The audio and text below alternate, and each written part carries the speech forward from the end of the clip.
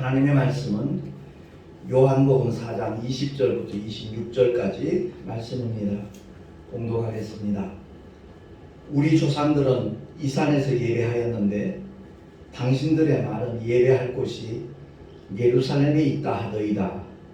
예수께서 가라사대 여자여 내 말을 믿으라.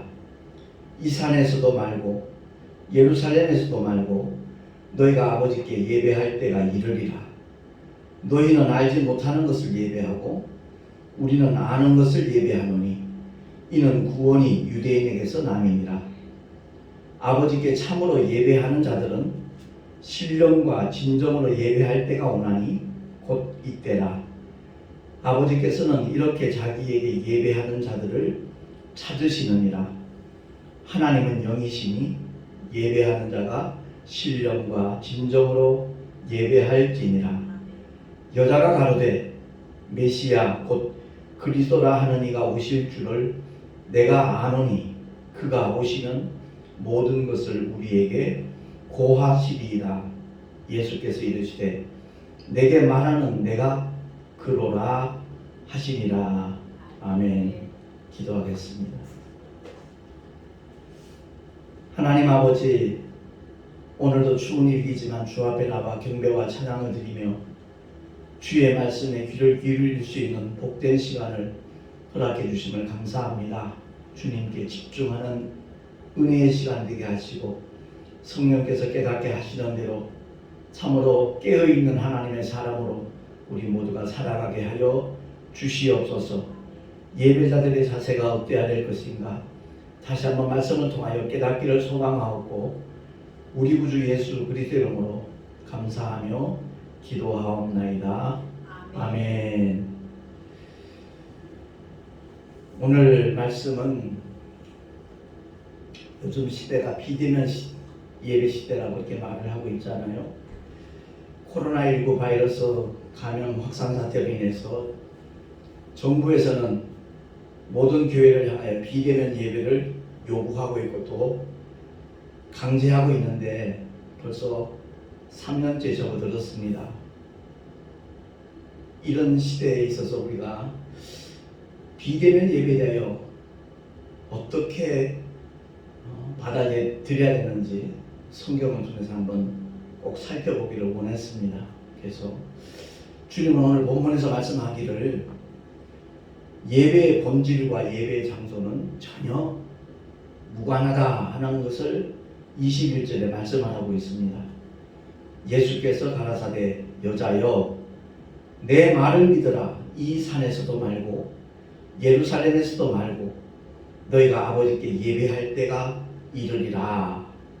그렇게 말씀하셨습니다. 장소의 문제가 아니라는 겁니다. 어떤 이들은 그렇게 말합니다. 꼭 교회 가서 예배를 드려야 그게 진짜 예배다. 이렇게 주장하는 분들도 없지 않아 있습니다. 비대면 예배가 무슨 예배냐? 이렇게 말씀하는 분도 적지 않은 수라고 저는 그렇게 여겨지더라고요. 근데 하나님께서는 그것을 말씀하는 게 아니라는 거죠. 여기서 비대면이라는 말은 목사와 성도들 서로 이렇게 마주보고 예배하는 걸 그걸 비대면 예배라고 하는 거죠. 보지 못하고 따로따로 이렇게 예배하는 것을 말하는 거죠. 마주보면 대면 예배라 이렇게 말합니다. 그건 인간적인 입장에서 하는 얘기고요. 분명히 우리가 기억해야 될 것은 하나님을 예배할 때마다 나는 과연 하나님을 대면하여 예배하고 있는 사람인가? 그것을 짚어볼 수 있는 영적인 감각이 우리에게 꼭 필요한 줄로 믿습니다. 주님이 분명히 요한복음 2장 19절에서 21절에 이렇게 말씀하셨거든요. 주보에 나와 있는 그 말씀 한번 합독을 하겠습니다. 시작. 예수께서 대답하여 가라사대 너희가 이 성전을 헐라 내가 사흘 동안에 일으키리라. 그러나 예수는 성전된 자기 육체를 가리켜 말씀하신 것이라. 아멘. 눈에 보이는 성전, 그 성전을 헐라는 말씀이 아니거든요. 사실 우리 주님이 하시는 말씀은 우리 육체가 곧 성령이 거하시는 성전으로 하나님이 찾으시는 그야말로 예배자가 될 수 있는 조건을 갖출 수 있다는 것을 일깨워 말씀하시는 건데, 오늘 본문 23절에도 아버지께 참으로 예배하는 자들은 신령과 진정으로 예배할 때가 오나니 곧 이때라 라고 읽어주셨습니다. 제가 부흥회 가면 그런 질문을 많이 했습니다. 지금까지 얼마나 많은 예배를 드렸습니까?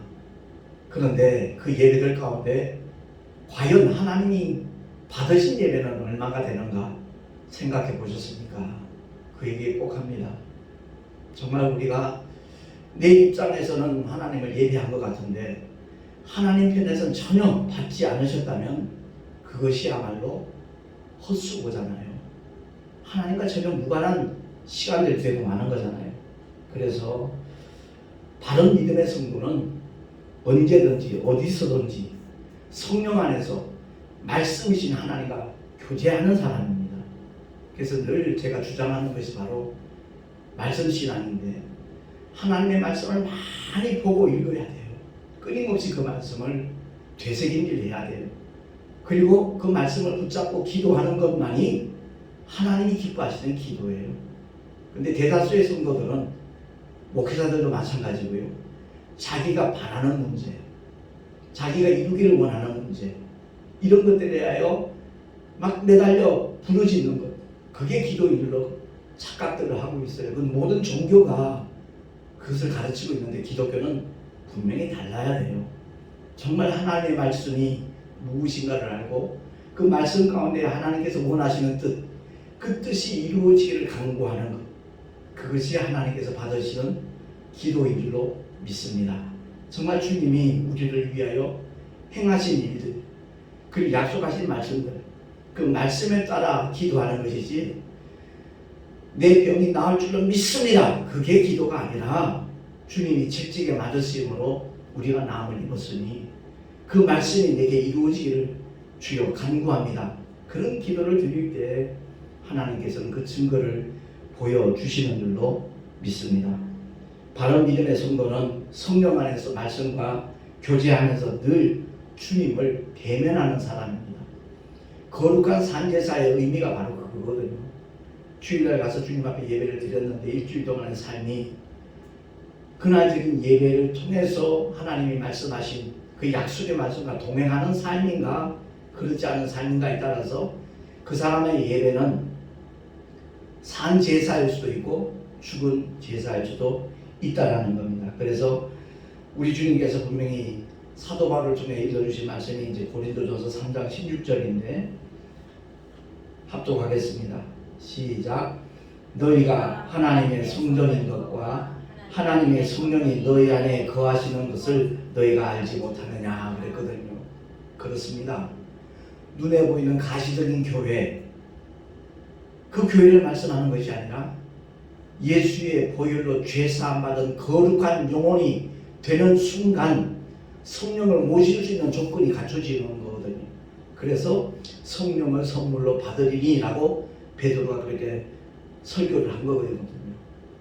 내가 성령 받을 수 있는 어떤 자격이 있어서가 아니라, 내가 수고하고 노력해서가 아니라, 금식하며 부르짖어 기도해서가 아니라, 그야말로 목소리를 높여서 하나님 앞에 정말 절규하듯이 부르짖어 기도함으로 성령이 임하시는 것이 아니라, 정말 내가 예수의 보혈로 죄사함 받은 하나님의 자녀가 되었다라는 그 믿음을 가지는 순간 성령님을 모실 수 있는 조건이 갖춰지기 때문에 성령을 선물로 받으리니 라고 베드로가 설교한 거거든요. 그렇습니다. 그래서 예수의 보혈로 죄사함 받은 영혼들이 성령님 내게도 오시옵소서 하는 순간에 주님은 조금도 주저하지 않아요. 망설이지 않아요. 우리가 어떻게 막 종교 생활을 해야만 내가 너한테 임하겠다, 그런 말씀 하신 적이 없어요. 믿는 자에게 약속하신 성령, 바로 구하기만 하면 임하시는 줄로 믿습니다. 그래서 누가복음을 통해서도 그 좋은 것을 주시지 않겠나 그 말씀이 바로 아버지의 성령을 가리키는 거라고 구체적으로 일러주고 있거든요. 그래서 저와 여러분은 정말 신앙생활을 하면서 예배 드릴 때마다 하나님께서는 설교자를 통해서 말씀을 하시고 성도는 그 말씀을 믿음으로 순종하는 것, 그것이야말로 하나님이 기뻐하시는 예배라는 것 꼭 기억하시기를 예수 이름으로 부탁합니다. 그런 믿음의 사람은 주님은 찾고 계셔요. 오늘날 현대 교인들은 새로운 설교를 굉장히 선호해요. 그러면 새로운 설교 들으면 저 목사님 설교 잘하신다 또 그렇게 평가를 해요. 결코 그렇지 않아요. 3년 6개월 동안 주님이 공생의 기간 동안에 가시는 곳곳마다 같은 말씀 하셨어요. 예? 새로 만나는 모든 자들에게 가장 대표적인 가르침이 산상수훈이에요. 마태복음 5장 6장 10절에 나와 있는 그 산상수훈을 가르쳐 지키게 하라고 주님은 제자들에게 분부하셨어요.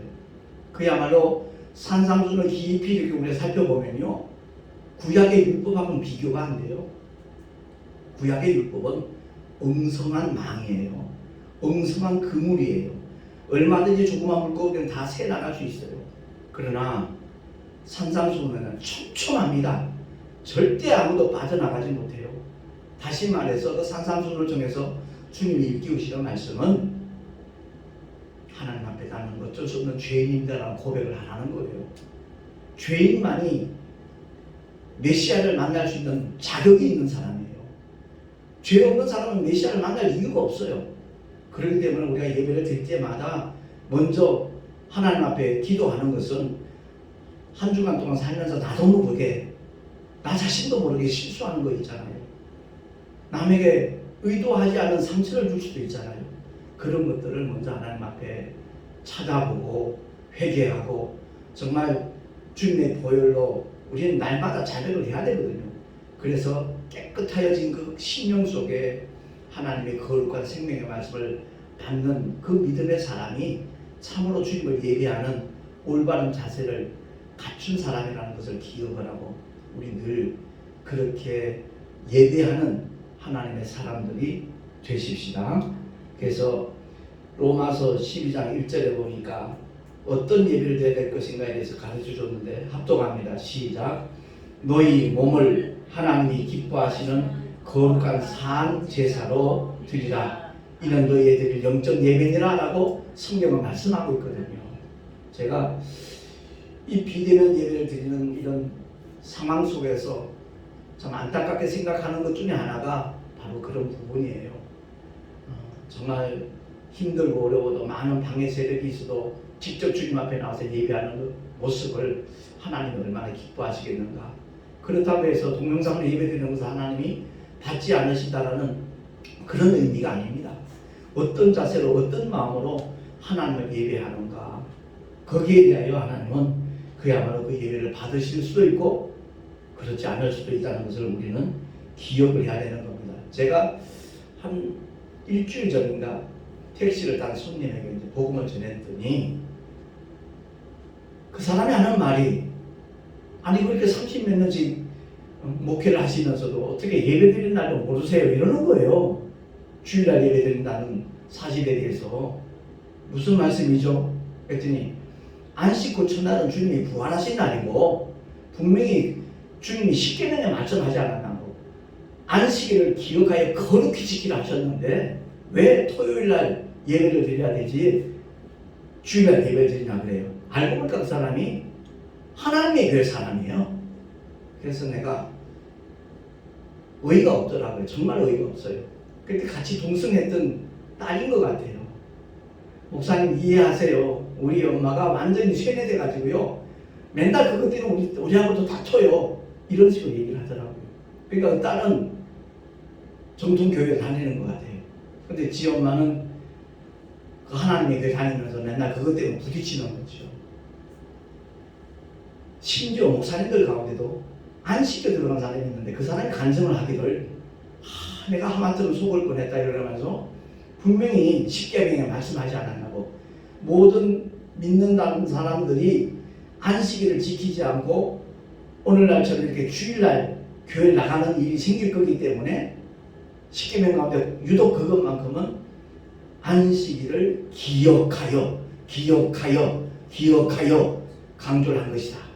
저는 그 사실을 모르고 주일날 예배를 늘 드리다가 뒤늦게 제가 깨닫고 회개하고 안식교에 들어왔더라고. 간증하는 목사를 내가 한번 영상을 통해서 본 적이 있어요. 참 딱하다라는 생각이 들더라고요. 예수 그리스도는 모든 율법의 마침이 된 줄로 믿습니다. 모든 율법의 요구를 완성하신 분이, 성취하신 분이 하나님의 독생자 예수 그리스도예요. 그러니까 그 주님이 십자가에서 다 이루었다는 그 말씀 한마디 속에 율법의 모든 요구를 다 이루신 거예요. 더 이상 우리는 율법의 노예가 돼서는 안 돼요. 로마서를 통해서 사도 바울이 다시 한번 강조하는 메시지가 바로 그거잖아요. 로마서 8장 2절에 보니까, 자, 우리 합독하겠습니다. 시작. 그리스도 예수 안에 있는 생명의 성령의 법이 죄와 사망의 법에서 너를 해방하였습니다. 아멘. 그러니까 10계명 가운데 그 4계명도 율법이에요. 율법을 다른 말로 바꿔 말하면 죄와 사망의 법이에요. 죄를 깨닫게 하는 하나님의 법이에요. 그것으로 구원을 얻을 수 있는 육체는 이 세상에 단 한 사람도 없어요. 그래서 하나님의 독생자가 이 땅에 오셔서 그 율법의 요구를 이루시는 거예요. 어떤 요구죠? 죄값은 사망이에요. 그래서 우리를 대신해서 십자가에 달리셔서 물과 피를 다 쏟아주심으로 말미암아 아담의 원죄를 위시하여 인류의 모든 죄를, 세상 죄를 지고 하는 하나님의 어린 양으로서 피 흘려 죽어 주심으로써, 그리고 사흘 만에 부활하심으로 말미암아 그 모든 일이 이루어졌다는 것을 확정하신 줄로 믿으시기 바랍니다. 그래서 우리가 예배를 드릴 때마다 그 은혜에 감격해야 돼요. 더 이상 우리가 주님 앞에 어떤 짐승의 피를 들고 오는 게 아니잖아요. 2000년 전에 십자가 위에서 흘리신 예수 그리스도의 보혈이 인류의 모든 죄를 단번에 완벽하게 다 처리하셨다라는 그 믿음을 가졌기에 안식 후 첫날 주일날 예배드리는 이유는 다른 것 없어요.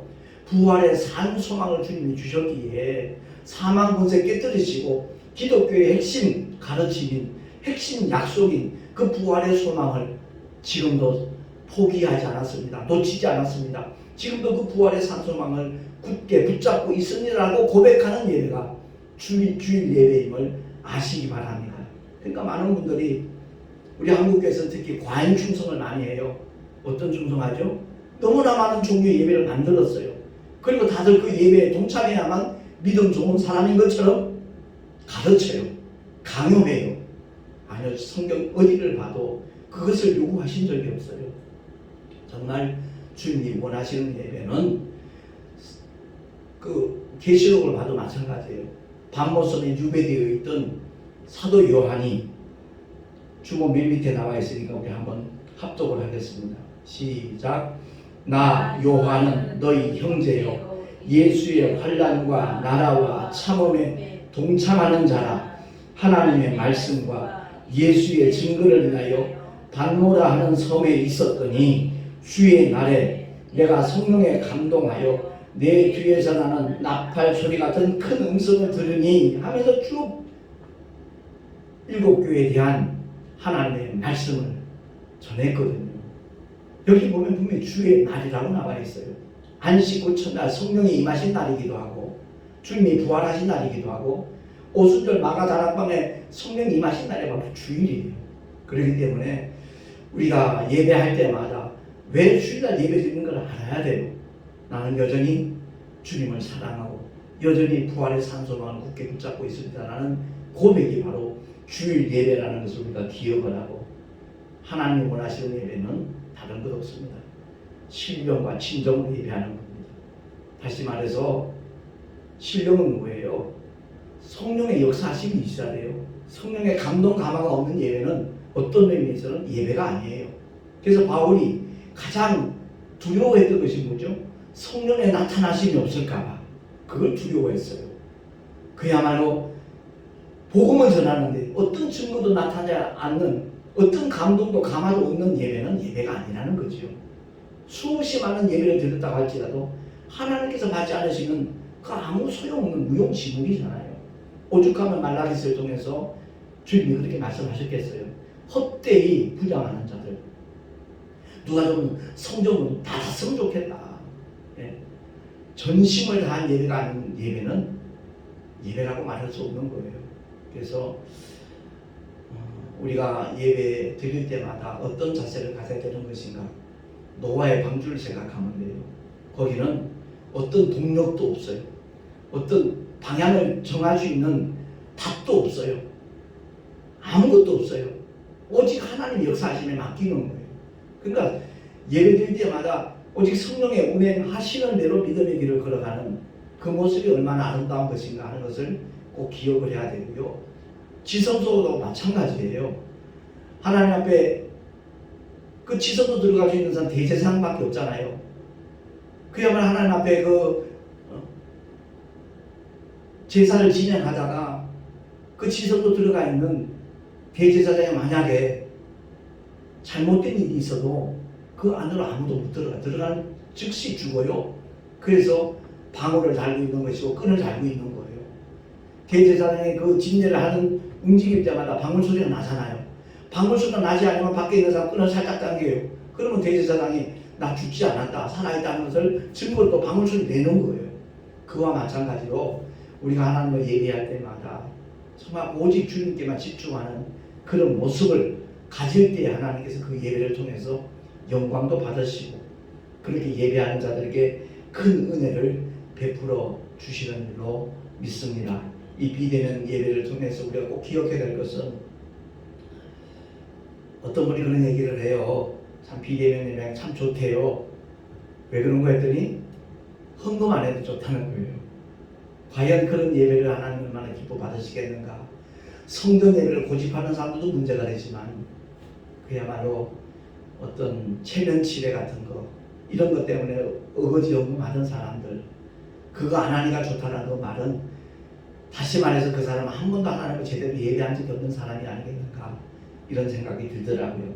아무튼 오늘 말씀을 통해서 저와 여러분 이 비대면 예배에 대해서 내가 집에서 예배드린다고 해서 하나님이 받지 않으신다? 결코 그게 아니라는 거죠. 어떤 형식에 구애받지 아니하고 정말 어떤 상황 속에서도 전심으로 하나님을 찬양하고 정말 주님께 집중하며 예배하는 그 예배를 하나님께서 기쁘시게 헌행하신다는 것을 기억을 하고 날마다 하나님이 받으심직한 그런 예배자가 될 수 있기를 예수 이름으로 축원합니다. 기도하겠습니다. 하나님 아버지 은혜를 감사합니다. 오늘도 주의 진리의 말씀을 통해서 우리가 어떤 자세로 예배를 드려야 될 것인가 다시 한번 살펴보게 하시니 감사합니다. 우리는 예배할지라도 주님이 받으시지 않는다면 그게 무슨 의미가 있겠습니까? 거룩하신 하나님 아버지 주님 앞에 최상의 영광을 돌리는 예배자가 될 뿐만 아니라 삶의 현장에서 끊임없이 하나님의 생명의 말씀 진리의 말씀과 함께하는 그러한 우리의 삶이 되게 하여 주시옵소서. 우리 구주 예수 그리스도 이름으로 감사하며 기도하옵나이다. 아멘. 교회 소식 주보를 참고하시기 바랍니다. 요즘 부산에 사시는 장로님인데 아무튼 모델하우스에서 준비했던 그 모든 물티슈라든가 그런 것들이 남아서 택시 전도에 활용하라고 주시는 귀한 장로님이 계셔요. 그래서 거기에다 우리가 물티슈에 이제 스티커를 붙여가지고 유튜브를 소개하고 있는데 그걸 보시는 분들마다 은혜 받을 수 있도록 중보 기도해 주시면 참으로 고맙겠습니다. 우리 다 같이 드린 예물 위하여 잠시 기도하고 축도로 예배를 마치도록 하겠습니다. 하나님 아버지 주 앞에 예배하며 11조와 여러가지 모양의 감사 예물 그리고 선교 예물 또한 주일헌금 주님 앞에 드렸습니다. 아버지 기쁘시게 받아주시고 이 예물이 쓰여지는 곳마다 하나님의 영광이 나타나게 하시되 정말 주님의 거룩한 생명이 많은 사람들에게 공유될 수 있도록 은혜 위에 은혜를 더하여 주시옵소서. 드린 손길들마다 복되게 하시고 가는 곳곳마다 주의 평안이 나누어지게 하시고 그 삶 자체가 하나님의 영광 가운데 이루어질 수 있도록 역사하여 주시옵소서. 우리 구주 예수 그리스도 이름으로 감사하며 간절히 축복하며 기도하옵나이다. 아멘. 이제는 우리 구주 예수 그리스도의 크신 은혜와 하나님 아버지의 영원하신 사랑하심과 보혜사 성령 하나님의 내주 교통 인도하심과 축복하시니 오늘 예배하는 모든 하나님의 사람들 머리 위에 그 가정과 자녀들과 또한 주께서 피로 값주고 세우신 모든 교회들 위해 지금으로부터 영원토록 함께 있을지어다. 아멘.